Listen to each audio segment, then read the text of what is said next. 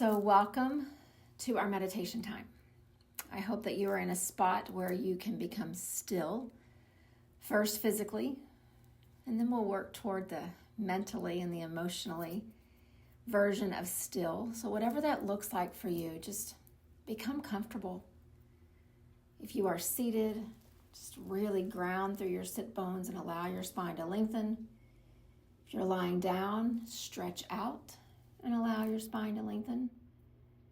And then as your eyes gently close, I would encourage you to just soften your jaw, soften the muscles in your face, and settle into a really kind rhythm of breath. Just gently breathing in and gently breathing out. And don't take this step for granted. Don't skip it. Always come back and start with the breath. And just allow yourself to settle a bit more as you breathe. We have been on this journey through the Yoga Sutras for quite some time. These 195 aphorisms, these statements given to us nearly 3,000 years ago about how to do and how to be yoga.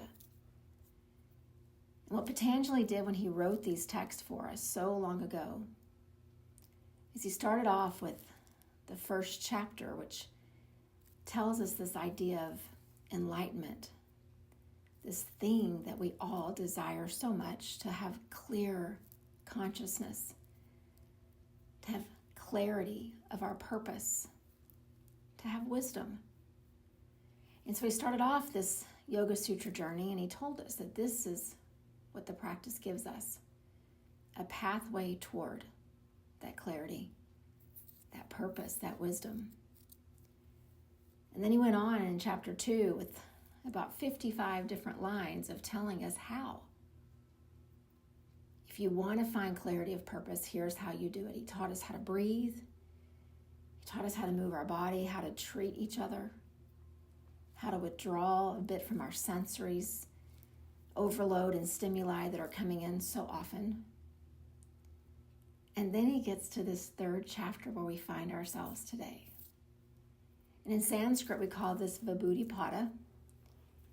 And in English, what it means is the portion on the accomplishments.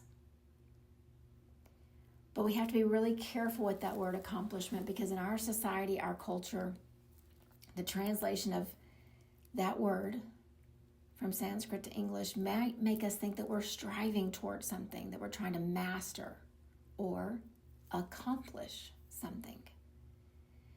But there's so many great teachers who have taken that word accomplishment and they've changed it a bit and said, when you have this deep, consistent practice, like Patanjali taught us in that second chapter, when you are breathing with intention and purpose, when you're moving your body in a way that is right for what you need, when you're really paying attention to how you treat yourself and how you move through the world without harm, when you do all of these things consistently in this practice, the great teachers tell you that this Vibhuti-pada is really the byproduct chapter. Meaning, as you practice, you start to feel the impact. And he wrote this whole chapter, this Vibhuti-pada, this third chapter, on all the things we will begin to experience because of our practice. And so just think to yourself about something that you have learned in the course of your life, the practice that you put in toward whatever it was, a musical instrument, some kind of a sport, some kind of technical skill. You practiced, and then all of a sudden one day you looked up and went, this is not so hard anymore. I can feel the impact of all that time that I invested practicing. The byproduct of my practice is that I know how to do that thing that I set out to do so long ago. So that really is what this third chapter is about, and we're going to explore that in the coming days. But first, I want us just to sit And just each of us in our own space begin to think to ourselves, what impact do you want to feel? What do you want to notice in your life because of this practice? Not what do we want to master, because we know that when we set out to master, there's always this chance of success and there's this chance of failure.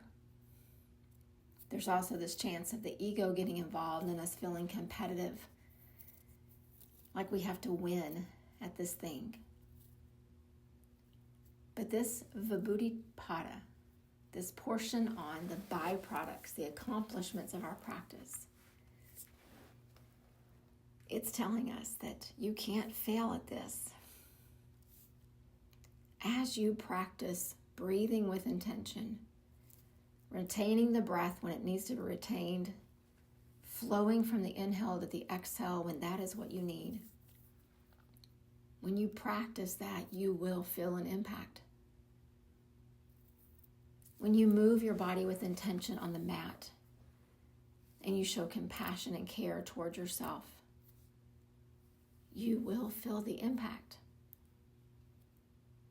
When you sit with these moral teachings about how to interact with each other, how to be kind to our earth, how to be kind to one another, you will feel the impact of that.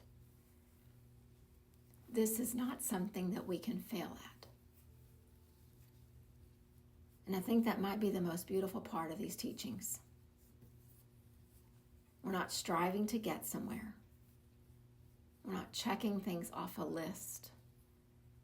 We're not setting a goal and then working toward it. We truly are transcending the things that are barriers in our life to live the life that we were meant to live. That's the accomplishment. And so I'd ask each of us, as we just pause here, just reflect in your own space, in your own thoughts. What do you want to feel from this practice? Truly, deep down in the deepest parts of your heart and your spirit, what do you want to experience? These are only questions for yourself. No one has to know. It is just for you. But take these next few breaths and just see what comes up. What impact do you want to feel in your life because of this practice?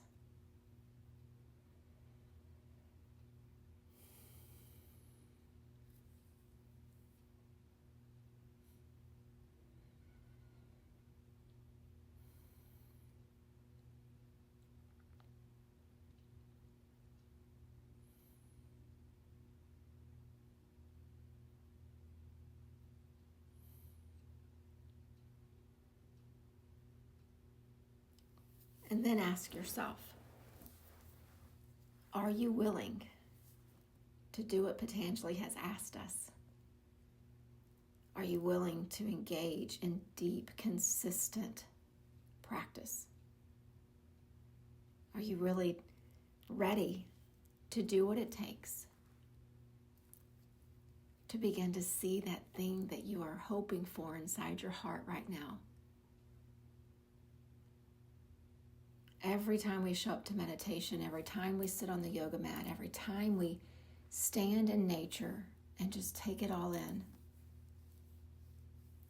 we're beginning to see a little evidence of what this practice is all about. And I don't ask you or myself this question as somebody who has it all figured out. But I know two versions of my life across these 5+ decades. I know the version that was checking things off of a list and pushing and striving and trying to master and control things. And I know the life that is truly a byproduct of this practice. Both forms of my life, both sets of years, have had struggles and celebrations and suffering and good things happen. And how I navigated them all has been dramatically different from one version to the next. The suffering has still come. The celebrations are still here. But what this practice has given me personally is a state of equanimity. Of really learning to sit with this mantra or this idea of so hum, meaning it is, and so it is. No longer trying to control things, no longer trying to master a list, no longer fighting against the current to do what I think is best, but acting from a place that is the byproduct of this practice. I feel it in my nervous system. I feel it in my cells. I feel it in the way that I look out at the world. I feel it in the spots in my body that used to hold tension and now don't hold it nearly as much. I feel the byproduct, the accomplishment of this practice. And so as we sit for just these next moments here together, I hope that you can sit with belief that it is possible. Maybe you too have lived both versions. You've seen both ways of navigating life, and you show up here because of the one that you've chosen.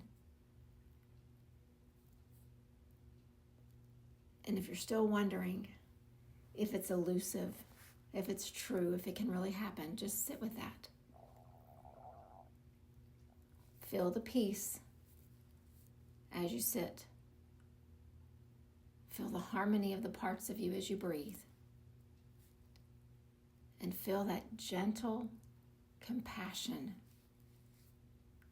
that is what causes you to show up each time.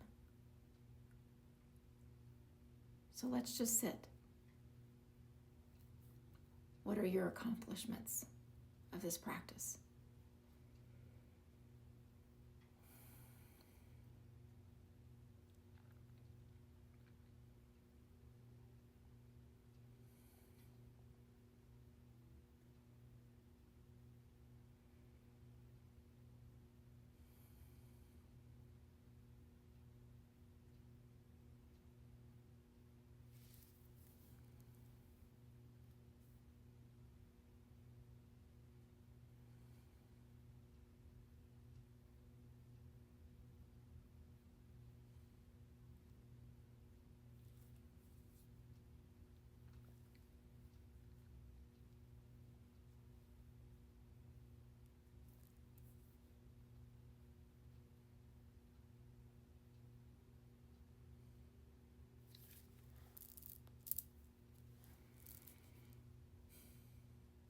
And as you continue to breathe, envision what this could look like.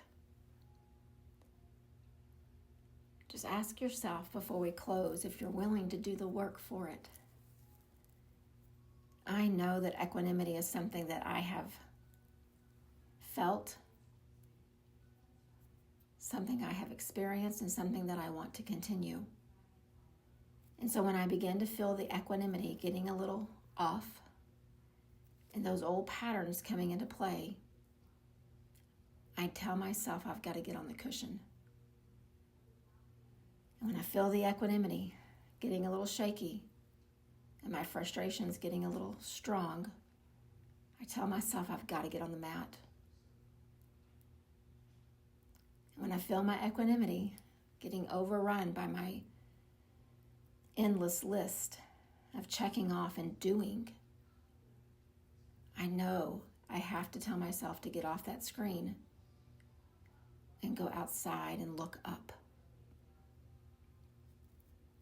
And so whatever this thing is that you picture for yourself, decide what you'll do when you feel that it's beginning to be overcome by something else. For me, it's the cushion and the mat and the nature. For you, it may be something else. But keep asking yourself, what do I want from this practice? And am I willing to continue practicing in order to have it in my life? I will tell you, every minute of the practice is worth it. This way of living is so much better than the other. So we'll discover this Vibhuti Pada together, finding out all of these accomplishments that we can begin to see happening in our lives as we continue to recommit our practice to making them happen. Namaste.